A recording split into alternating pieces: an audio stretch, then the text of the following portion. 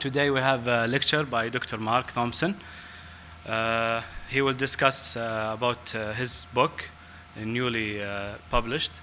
First I will introduce Dr. Mark, and then we can start, inshallah. Dr. Mark Thompson, he was appointed as a senior associate with the center in 2017.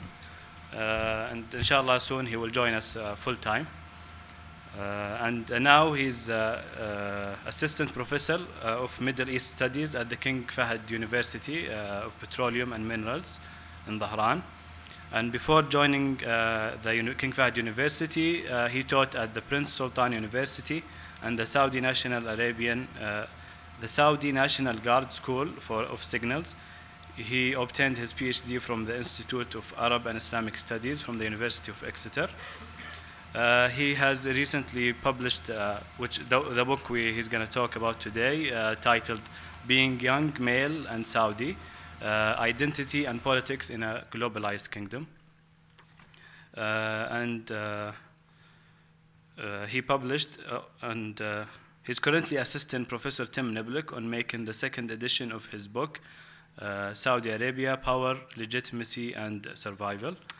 I will leave the floor for you right now. You can from here or over there.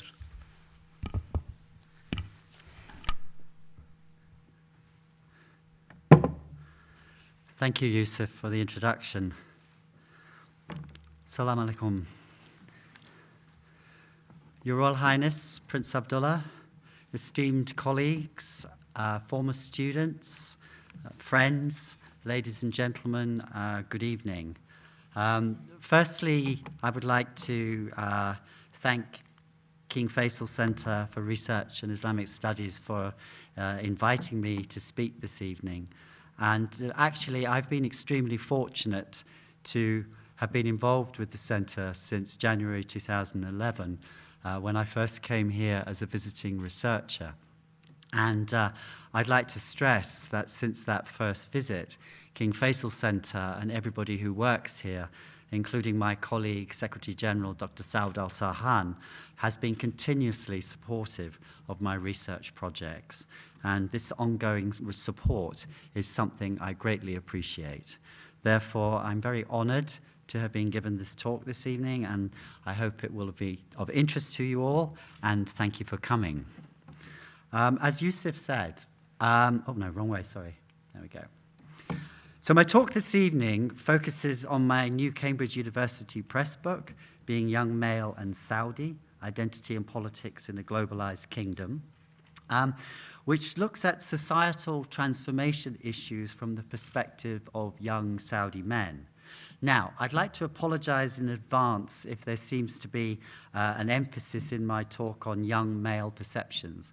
And this has nothing to do with ignoring the female perspective, because those of you who know my work will know that I've conducted other separate research projects into issues related to Saudi women over the years.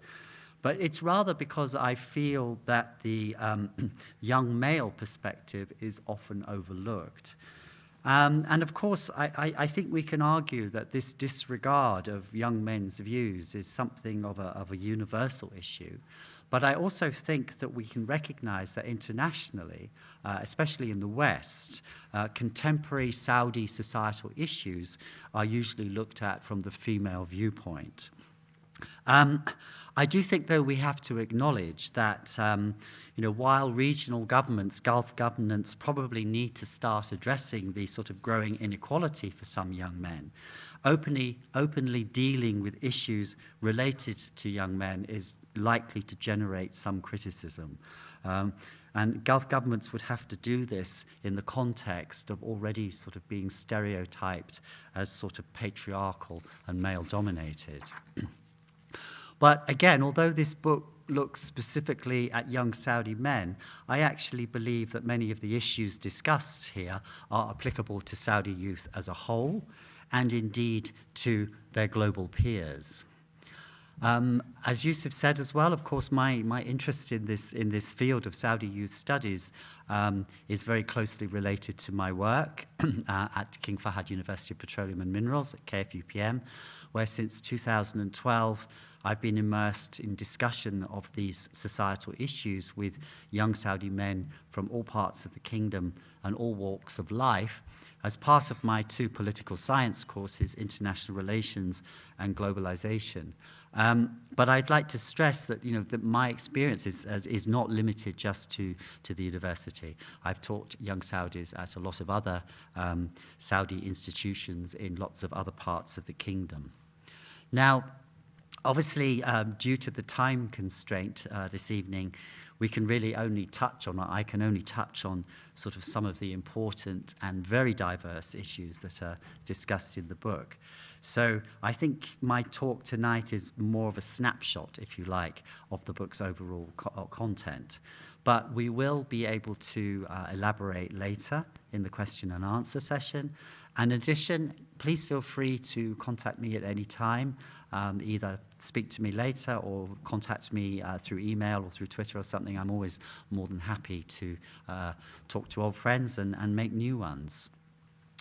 So as I just mentioned, I decided to research and write the book because, although the position of Saudi women in society today draws a lot of the media attention around the world, sort of young men are often treated as a sort of a silent mass, and their thoughts and their views are rarely heard outside of the kingdom. So what I wanted to do, and the aim of this book, was actually to shed some light on what actually young men actually think. For this reason, I encouraged them to sort of contribute to the research because I wanted it to reflect their opinions and concerns. And I feel very strongly that when we talk about sort of youth issues, that there's often a tendency to talk about youth rather than actually talk to youth. So the overall aim of the book is to sort of gauge perceptions about a variety of important societal issues in order to sort of uncover a diverse range of young men's opinions and concerns about some of the challenges and dilemmas facing them in the 21st century. Because what's extremely significant today is not just the speed of societal transformation, but also the way that we see that perceptions are changing. So I recognize that sometimes the opinions expressed in the book can be contradictory because at times the views of these individuals are actually based on perceptions. But I believe that perceptions shared by many young men are important because these perceptions, even if they're incorrect, matter. And I think the central question here is not why these perceptions might be right or wrong, but why they become widespread and accepted as fact. Of course, we can also see that these perceptions and attitudes to socioeconomic change, sociocultural change, are also, of course, affected by this very potent combination of the demographics of Saudi Arabia, this very young population, improved educational standards, and, of course, increased social media usage, which in consequence, I believe, have increased greater social awareness amongst young Saudis. So the scope of the book covers issues such as opinions about national identity, attitudes to the social contract, in particular employment, state-society relations, societal transformation, social media usage, globalization, gender issues and marriage, recreation and boredom, and of course viewpoints on national development and participation. The book is based on fieldwork conducted across Saudi Arabia, which included focus group discussions as well as personal interviews and responses to online surveys. However, the most important component of the research was approximately 55 focus groups, which were convened at multiple locations all across Saudi Arabia. And at this point, I would like to say that I believe strongly that it's very important that we remember that Saudi Arabia is not homogenous. There are different cultures, different social norms. So I think a researcher should talk to and should listen to as many diverse groupings in as many different parts of the kingdom. For the most part, the focus group participants are young Saudi men aged 18 to 26, and they came from a very wide variety of backgrounds in terms of, for example, their education, their employment status, whether they lived in the cities or rural communities, their family backgrounds, and indeed their regional ones. For me, talking to individuals from as many different social groupings as possible is very important, because my aim is not just to identify differences, as I think sort of happens very often, but also the commonalities. You know, what are the issues that are common amongst young men right across the kingdom? Now, obviously, this required a significant amount of travel all around Saudi Arabia, and importantly, away from the main cities of, you know, sort of Riyadh, Jeddah, and sort of Dammam, Khobar. So just a very few examples.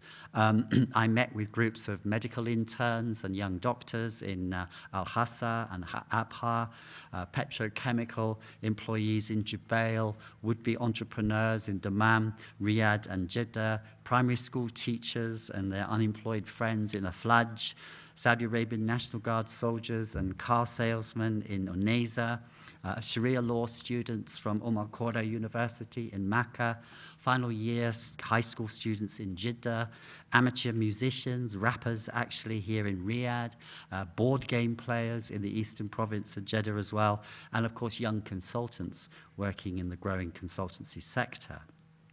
And before the focus groups, you know, I was frequently asked how long it would take, and I would always reply, well, around an hour. Well, actually, it was never an hour. It was always much longer, with one actually lasting 7 hours, and others actually happened over several days. And you know, the compelling logic for conducting research in a group like this, rather than sort of in an individual setting, is to sort of facilitate observations of how and why individuals either accept or reject each other's ideas. So for this reason, I also tried to keep the atmosphere social and informal, as this prompts more open discussion. Therefore, these focus groups were held in people's houses, in coffee shops, in the desert, in parks, on the beach, and of course in the istiraha. And I think here, you know, the important thing I would like to point out is that, in other words, I went to my focus group discussants and I met them on their terms, and we discussed issues that were important to them. I also never record group when I do research and I sit down with groups. I don't record, I just take copious notes. Again, I think this makes for a much more informal atmosphere, and people are much more willing then to sort of have a discussion. Here you can see some of the people who took part. I think there are some in the audience tonight as well, yes. And, you know, I found this social atmosphere, you know, really helped to sort of, you know, so allow participants to sort of express what they actually felt. And what was interesting was that during these group discussions, you know, it became apparent that actually a lot of the young men, you know, they actually felt that having this opportunity to talk about issues that impact their lives, this was actually very beneficial and constructive. And for that reason, after a while, some of these focus group discussions actually started to feel a bit like therapy sessions, you know. So I'd like to stress that the views expressed in this book, and indeed the talk tonight, you know, they're very much informed by the perspectives and information accessed through this fascinating research process, which I also have to say was also great fun. But I think we need to remember that for any research project like this that is ongoing at the moment, you know, the kingdom is in the midst of a transition that affects all aspects of life here. You know, and sometimes this is a transition that some young people point out can be simultaneously exciting, but it can also be challenging, yes? And I think that this means that some of these youth attitudes, some of the things that we're discussing, are actually very fluid due to the rapidly changing nature of the Saudi social environment. Now, the first chapter of the book talks about the different perceptions of identity. And from my research, it seemed that national identity remains a contested and complex issue. So when I posed the question, what is Saudi, to my focus groups, I was frequently provided with sort of vague definitions or answers with varying degrees of disagreement amongst group members to what actually Saudi means. However, the vast majority of the young people that I spoke to in the focus groups and indeed other forms of research, agreed that a Saudi national identity exists. It seems that the sort of confusion sometimes is more to do with maybe the coherence of the national identity. And of course, this raises questions, I think, as to what extent some of these young men, depending on where they come from and their background, sort of identify themselves first and foremost as nationals. A lot of young people, also said to me that this was linked to an argument that sometimes national identity is more important to people when they're actually outside Saudi Arabia. And according to some of these young Saudis, they said their Saudiness, if you want to call it that, is more pronounced when they're abroad. And actually when they return home, other more specific identities, such as family identities, socioeconomic status, or regional ones, can reassert themselves. My research also demonstrates that these young Saudis clearly, they identify clearly both positive and negative effects of globalization or westernization, Americanization, depending on the opinion of the people I was talking to on identity narratives here, whether these are individual, national, or Islamic. But there are frequently contradictions between these opinions about the impact of globalization on their society and indeed their everyday lives. So for instance, in my globalization course exam, and we look at a lot at, in the course we look a lot at how globalization is impacting on Saudi Arabia. So I ask my students to write essays about this. And very often they write that they are concerned that globalization is eroding Saudi sociocultural norms. But when I look at them, simultaneously, they're wearing Western clothes and they're wearing jeans whilst expressing this view. And I think this contradiction sort of appears to signify sometimes a lack of understanding about the factors and the processes driving globalization.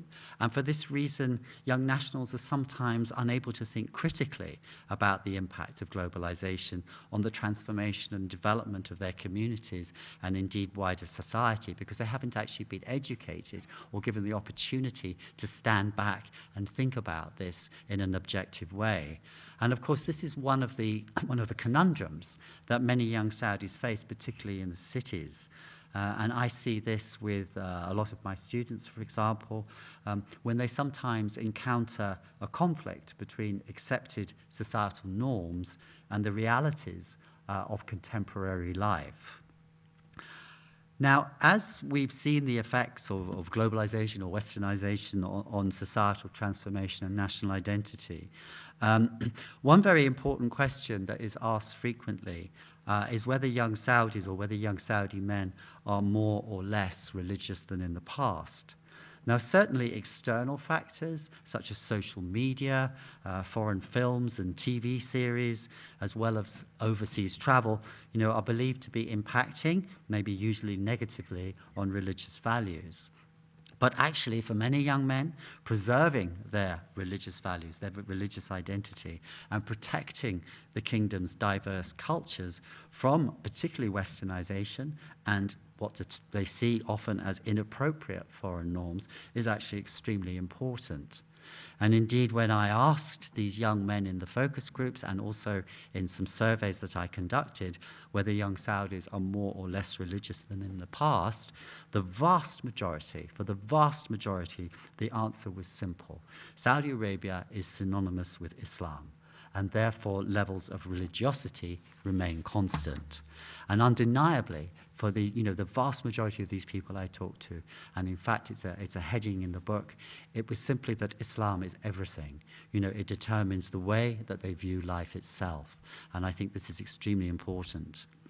Another important issue related to identity is linked to the rapid internal migration from the provinces to the cities that we've witnessed, which of course has swelled the urban populations, in particular here in Riyadh.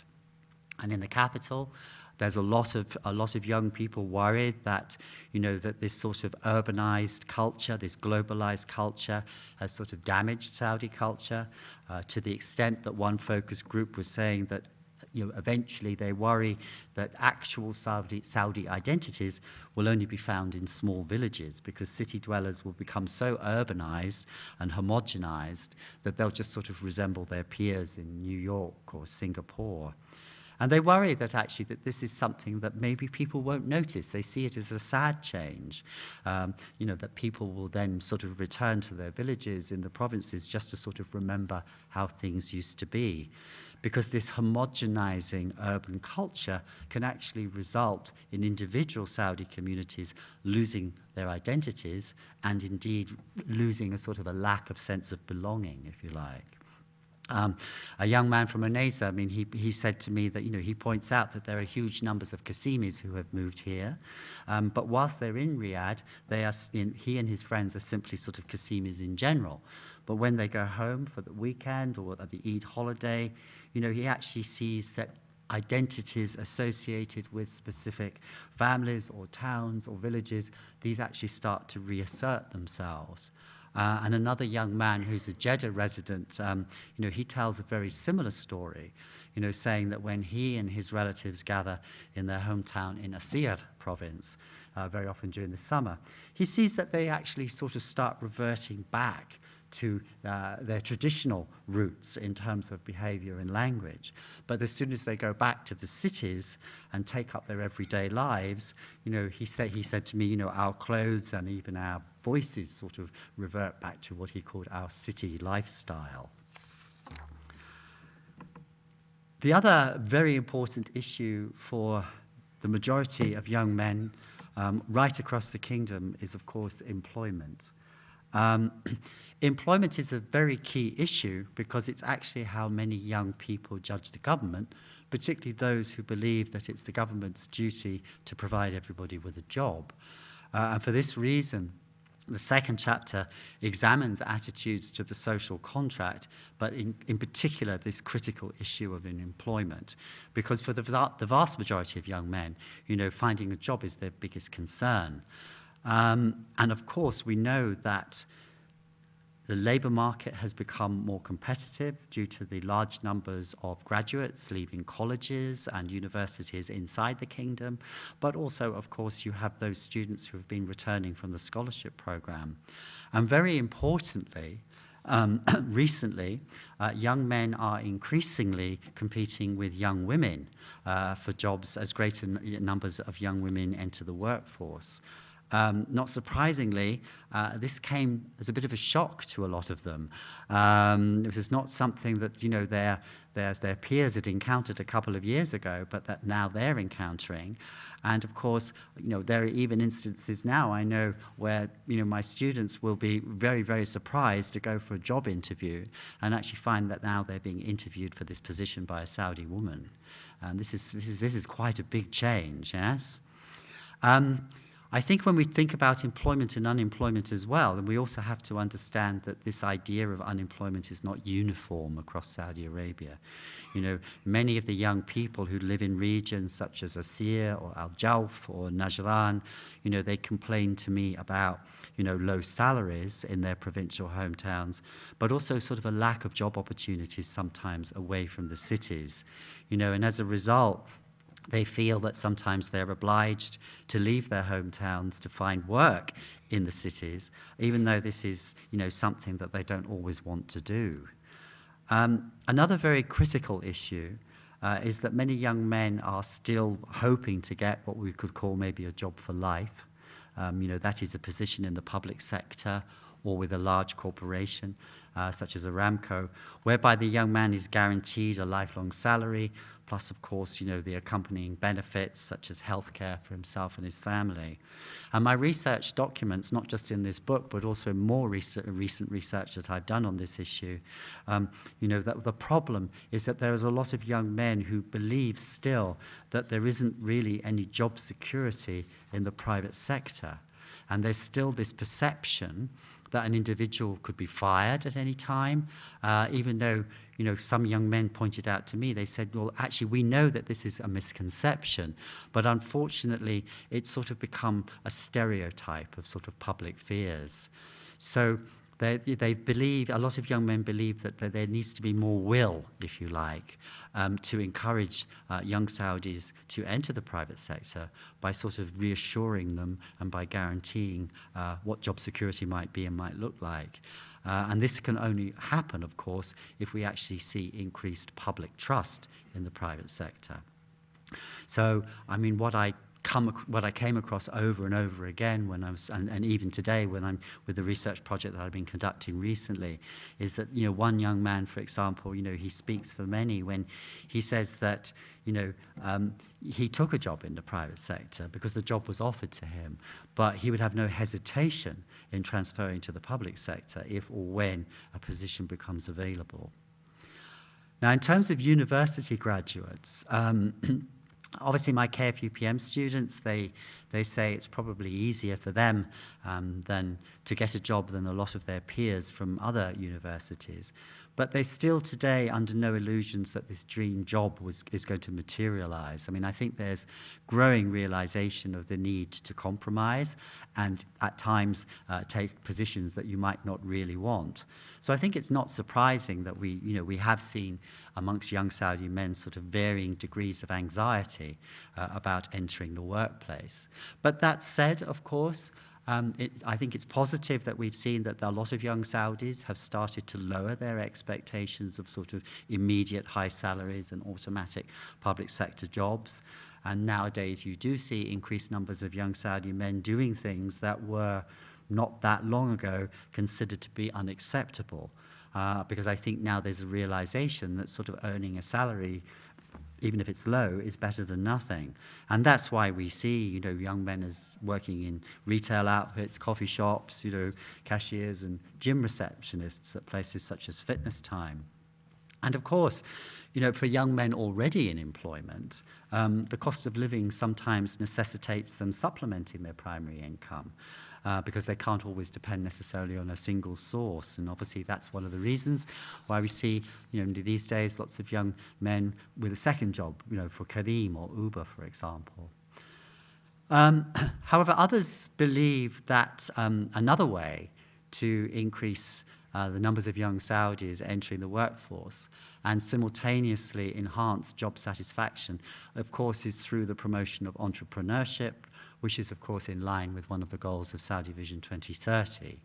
But they also note that there are quite a lot of barriers to the development of entrepreneurship.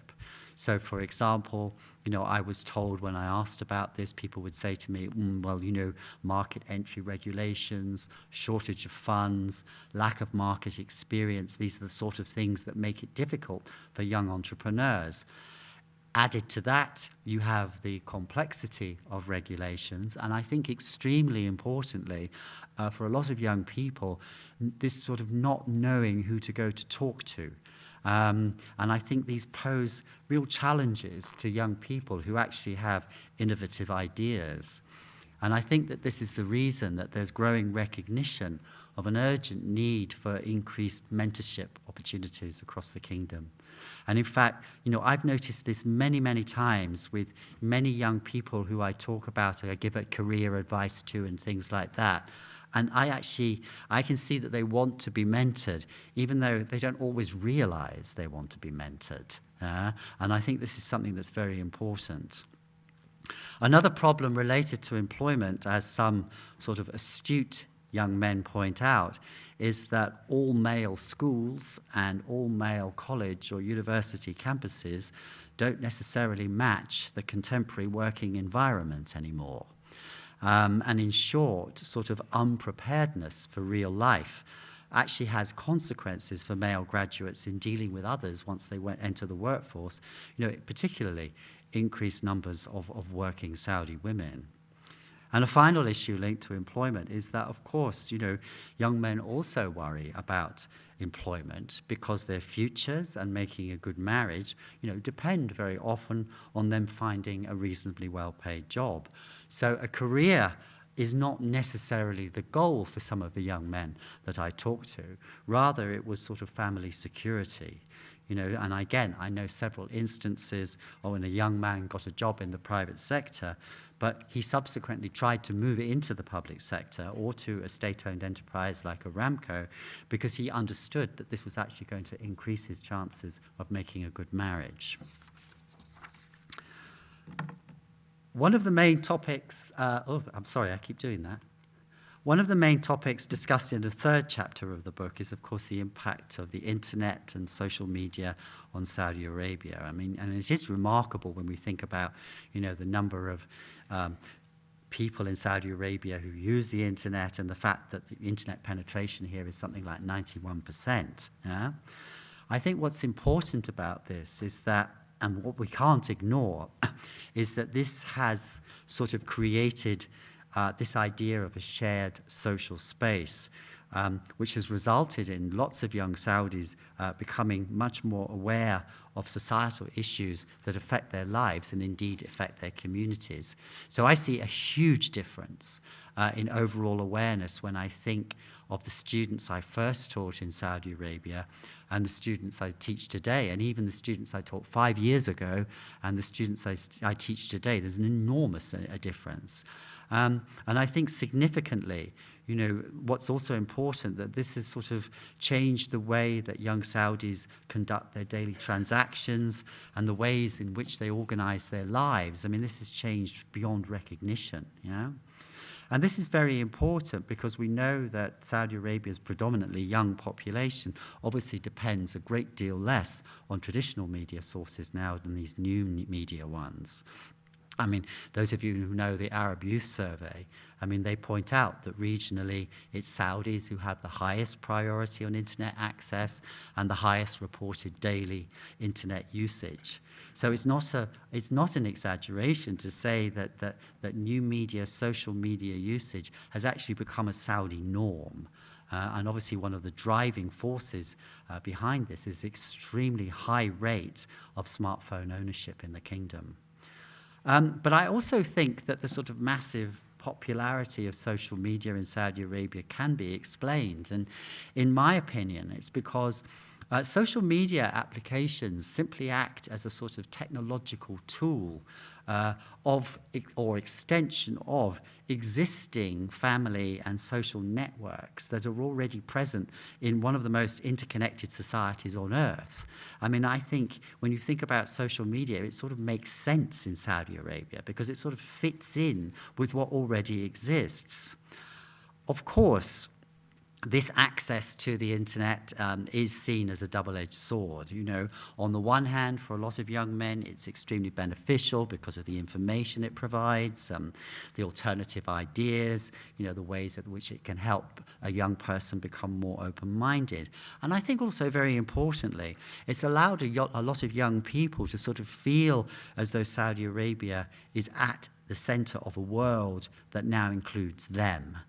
And I know when I first came to Saudi Arabia in 2001, the world seemed still quite a long way away. Whereas now when I say to my students, where is the world today? They say, well, it's in our pockets, it's here. And that's an enormous change. On the other hand, I mean, although the vast majority of young Saudis use social media, we conducted an online survey, which was part of one of my student projects for this book. 3,500 respondents, and we found that 70% of these actually believe that social media has had a negative impact on society, 66% that they feel that they rely on social media too much, and 61% believe it's killed conversation. which is quite interesting when I see groups of my students sitting around in a coffee shop, and they're all on their phones and nobody's talking to each other. And I say to them afterwards, please tell me you weren't talking to each other on WhatsApp, and actually they were. Another interesting point linked to this, which is not something I'd thought about, but when I asked my focus groups about generational divides, which was not linked to this topic, I was assuming that they were going to talk to me about the generational divide between themselves and their parents. But actually, a great many pointed out to a generational divide that I hadn't considered, and that is actually the one between themselves and their younger brothers and sisters. And they highlighted this difference because, and we actually had the same conversation in the car earlier on today, but they highlighted this difference because they said we were of a generation that still sort of lived normal childhoods that were not dominated by technology. And so, for example, a focus group in Al-Mithnab, they pointed out that, well, we used to play outside and we used to do these things, but in contrast, our younger brothers just seemed to be sort of glued to some sort of screen constantly. And when we went deeper into this, I found that actually they were also very worried that this exposure to sort of so much online content at such a young age, would actually have a sort of negative impact on the development, if you like, of national identity as well. So I think, again, you can see how these things are closely linked. And even if some of these young men disagreed that the generational divide was greatest between themselves and their younger brothers and sisters, they were nevertheless very concerned that maybe older generations, their parents' generations, might not actually always be aware of the extent that very young Saudis, or what they're actually able to access in terms of content on the internet. So according to a lot of these focus groups, these issues are critical as they affect the way that they're going to raise the next generation. And obviously, and this is a universal issue that's being discussed all over the world, failure to ensure healthy and productive childhoods could actually lead to sort of future sort of social ramifications. The next chapter of the book talks about education and attitudes to the education system. And obviously, as everybody pointed out, in terms of elementary and secondary school education, this varies widely depending on location, and of course varies depending on whether the school is a public school or a private school. But there was widespread consensus amongst the sort of 20-something young men that I talked to, that all too often their school education was too much a process of memorization, specifically rote learning, without students being given the freedom to think critically about their futures, or indeed those considering going into tertiary education, being given the space to think critically about how they're actually going to choose the specialization that they're interested in. This, of course, is linked to the main concern of final year high school students, about their success in the QIAS exam, which obviously is going to determine their entry into college or university. But the overriding worry, I think, for the majority of young men I talk to about the education system is this sort of overemphasis on obtaining a high grade point average, or GPA, in order to meet the requirements of finding a job in an increasingly competitive labor market. And I think, sadly, there's this issue when, for these young men, obtaining a high GPA actually becomes the most important element of their education. And on the other side of the coin, then when I talk to many instructors, they then complain that the students are fixated on their GPA level to the detriment of everything else. So not surprisingly, this sort of GPA emphasis then sort of starts to result in some students becoming sort of afflicted with what, I call the I deserve an A+ syndrome, regardless of, either academic ability or performance.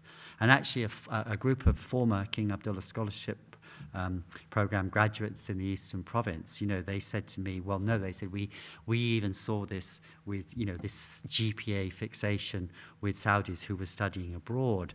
And they were extremely worried, that young people sort of become indoctrinated into focusing on scores and grades rather than the benefits of critical thinking and lifelong learning, which obviously is to the detriment of innovation, which actually has, needs the ability to think critically. Of course, I mean, this is a universal issue again, because any rigid centralized curriculum anywhere that requires teachers to focus on preparing students for examination obviously limits the level of creativity that they can bring to their teaching. The sixth chapter of the book looks at gender issues, or part of it looks at gender issues. When talking about gender to a lot of focus groups, they would sort of say to me that they still feel that to a degree society, to quote one group from Jeddah, comprises two teams, male and female, who sort of have a tendency to compete against each other because there's a lack of communication sometimes and therefore a lack of understanding. And in fact, during multiple discussions across Saudi Arabia, when it came to talking about gender relations, what I found the most telling was that the vast majority of the young men actually acknowledged to me that they didn't know how to communicate effectively with women. And I think what's interesting about that is that actually they were able to articulate that concern. They were aware of that concern. So that actually sort of highlighted, if you like, a collective awareness of the issue, and the problems that disconnect creates. So, obviously a lot of these focus groups are saying, it's actually a case now within the education system, or, you need to give a space, if you like, to give young men the opportunity to sort of develop these sort of social communication skills. In the book, for example, I have a tweet, actually, that a young lady, I forget her name now, but she actually tweeted to one of the universities, and she actually said, before you send your young men to our company to sort of on their co-op internship or something like this, please teach them to communicate. And I think this is very much about that. Of course, one topic that I never had any problem getting people to talk about was getting married. And it became apparent during all of these focus group discussions that actually majority of young men were quite happy to have a traditional arranged marriage, but at the same time they felt very strongly that they should be allowed to get to know their prospective bride before the wedding. So a young man from Qasim, he summarized this succinctly when he said that in his opinion, meeting people or meeting a partner in a way other than the traditional way was fine. The traditional way was also fine, but actually what was important, regardless of which type, what was important, that people actually had an opportunity to get to know each other before getting married. And of course, a huge issue, absolutely huge issue, of course, is the cost of getting married. And this is something that a lot of young men are very worried about because they believe it's obviously been made difficult by, finding a job, etc. Also, a young man is expected, obviously, to sort of get some sort of college, university degree, get a reasonably well-paid job before he gets married. And this can complicate and obviously delay marriage, particularly as the cost of getting married is also rising. So unfortunately, if a prospective groom is not considered a sort of good economic prospect and therefore cannot provide financial stability, that sort of that his proposal of marriage then is in danger of being rejected, which of course in turn can cause frustration and of course at worst sort of, alienation. As one individual said to me, he said, it's very difficult for me to start a family and provide everything, including a house, if I only depend on myself. So a real worry for a lot of these young men is that they're going to have to ask, their fathers for money or for funds, or they're going to have to take out a substantial bank loan. And of course, it's a shame, but great numbers of young men, actually find themselves burdened by large bank loans that they fear that they're not going to be able to pay back. in order to fulfill what they see as their social obligations in providing housing and a good life for their future wives and children. Of course, the increase in entertainment opportunities since 2017 is widely talked about amongst young men.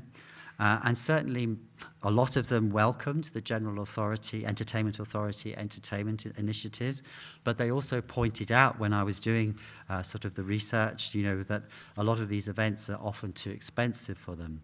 And something that I heard quite frequently was that, well, if you're unemployed or you're in a low-paying job, then you might not be able to actually afford the cinema ticket, and you might not actually be able to afford the petrol to get to the cinema.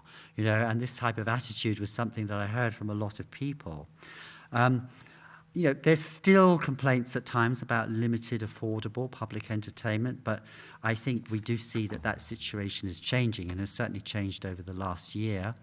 And also, of course, whilst entertainment opportunities in the cities have increased since 2017, those in small towns, they do still complain about sort of limited things that they can do, or, lack of decent gyms, for example, which just sort of results in them sort of driving aimlessly around or going to the istiraha. I think something that was very interesting that came out of this part was attitudes to the introduction of certain forms of entertainment. And this has sparked considerable debate amongst young men from all walks of life about whether these are compatible with Saudi norms and indeed Islamic teachings. So as an example, I think we can talk about the World Wrestling Entertainment, the WWE, and we conducted a couple of surveys. I conducted one, and a group of my students conducted one as well, with around 2,000 respondents to sort of gauge opinion about these type of events. And the findings revealed that A, they provoke strong reactions, both for and against. B, about 2/3 of the young people surveyed had quite mixed feelings about it, which didn't surprise me. So for some young men, they believe that a lot of these events are not compatible with their environments and their culture and could actually weaken sort of the roots of Saudi identity. They argue that inappropriate entertainment can also harm traditional community values. And some of them were had very strong argument that they don't actually want this type of thing forced on them in the name of legitimate entertainment, something which they see can actually sort of maybe cause some sort of identity crisis, especially amongst youth. Now, of course, others disagree, viewing the introduction of these events as sort of becoming part of the world. And they point out that standards are changing, in particular amongst younger people. And that even though this sort of new type of entertainment initiatives may intrude on traditional Saudi culture and are not part of the community's cultural inheritance, actually these young Saudis have become accustomed to and have absorbed global cultural influences. So the idea of what is culturally acceptable, therefore, is changing in their view.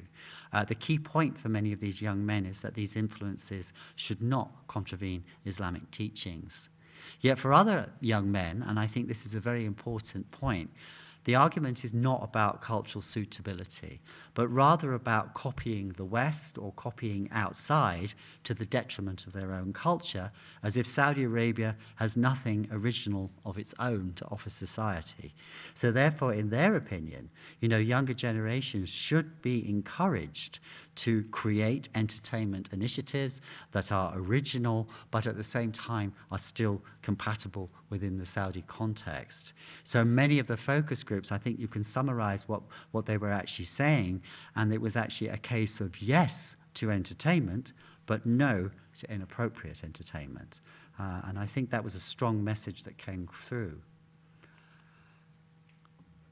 I'm often asked about the most significant change that I've witnessed since I first arrived in Saudi Arabia. And in my opinion, that's actually an easy question to answer. It's this young population's desire to engage with the world. And obviously, socioeconomic change, sociocultural change in Saudi Arabia has created this sort of seismic shift in public opinion, and we see increasingly young Saudis sort of yearning for an active role in decision-making processes, especially if those processes affect them. So as a result, many of the young men I surveyed, they said that actually they expected to contribute to national development because in their opinion, it was a logical extension of government expenditure on education. And for many of them, the key to this youth input is building a knowledge and skills-oriented economy and society. These young people need to acquire the knowledge and have access to this information because this will actually enable them to develop. And if they are provided with this, then future challenges that they're going to face are going to be easier to overcome. But there is sometimes a certain amount of frustration about a perceived lack of youth input into decision-making processes, even though, of course, national development can't actually happen without this youth input. But in my opinion, this is a situation that is changing, and changing quite rapidly. I think we see this clearly here at, for example, King Faisal Center, and we also see it in other organizations such as King Salman Youth Center and MISC. But there's still a sense amongst a lot of the young men that I talk to that society does not always trust them, particularly if they're unmarried, and that there is sometimes, their ambitions maybe can be sort of dismissed or ridiculed. And this can make a lot of young men very frustrated, sometimes angry, particularly if they feel that they're sort of all being categorized as sort of lazy and shabab, and that in consequence they're not really sort of being given sort of the appropriate levels of sort of freedom and trust. And they argue, they say, look, this national development is not going to happen if correct guidance for youth is not provided, along with, very importantly, the necessary emotional support. Now, from my perspective, because of my engagement with young people for such a long time, I believe strongly that Saudi Arabia's greatest resource is not oil. I mean, oil is just something in the ground, I think it's the kingdom's, increasingly educated and ambitious young people, many of whom I know are more than willing to participate. Yet sadly, some of these young men, believe that their opinions or their views are of no consequence. And I think that clearly this constitutes a very serious oversight, in particular when these opinions are relevant, insightful, and carry weight. Because many of these young men in the focus groups, they stress that they want to contribute to national development. They want to act as ambassadors for Saudi Arabia and Islam. And it's also, very importantly, a case of them wanting to create a better place to live in the future for themselves, their families, and their future children. In conclusion, then, I think for any young man anywhere, thinking about life and in particular the future can cause anxiety. And this is no different from young Saudi men, many of whose aspirations and concerns are remarkably similar to those of their international peers. And in this talk, obviously, I've only been able to touch on some of these very diverse and important topics, but my daily contact with young Saudis and an important aim of the book shows that they want to be taken seriously. They want to feel empowered, valued, and heard, as well as being able to give them the chance to participate constructively. In addition, many, especially amongst the well-educated, they don't just simply want jobs. They want rewarding careers that could contribute to individual, corporate, and national development. Because according to them, it's the role of youth to expand the economy, to innovate, to think creatively in order to help them build their country.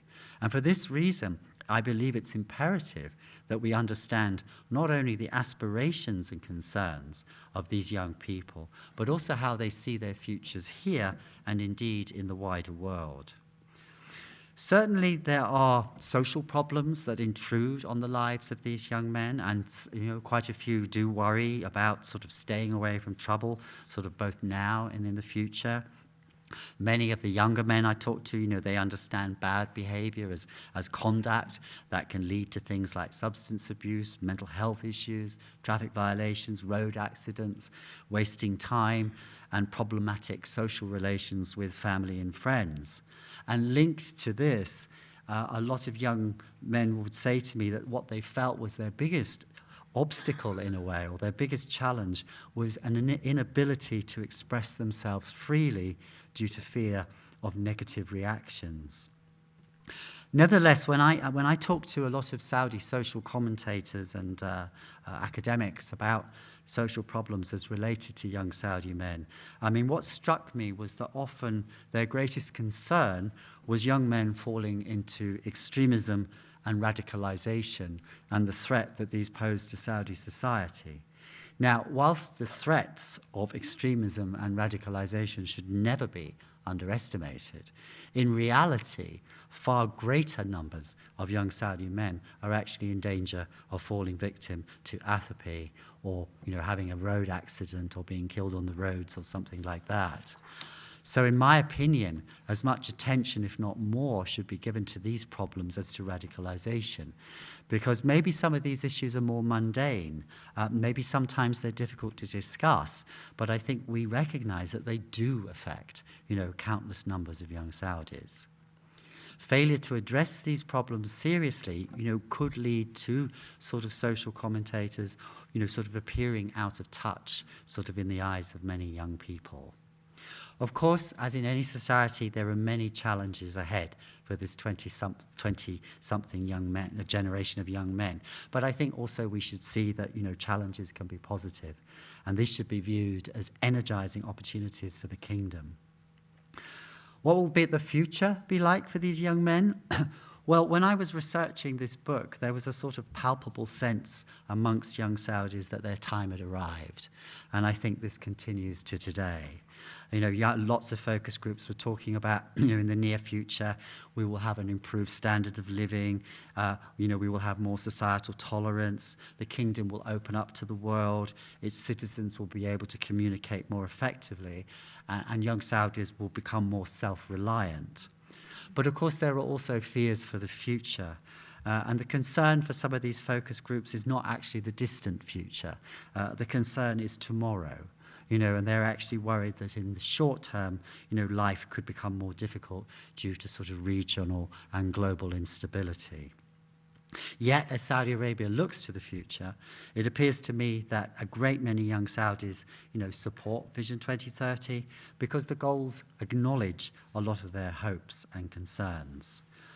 From my own experience with young Saudis from all walks of life, I recognize that Saudi Arabia has massive potential in the form of its youthful and aspirational population, its veritable human capital. And in the course of researching and writing this book, it was my very great privilege to engage with many of these young men, to listen to their hopes, their concerns and ambitions. Because for many of them, the recent socioeconomic reforms have opened a door of opportunity, a chance to participate in decision-making processes and to create a 21st Saudi Arabia in their own image. I, for one, hope they have the opportunity to do so, because I can honestly say, having lived and worked all over the world, that I have rarely seen so much potential as I see today in Saudi Arabia's young population. Thank you very much.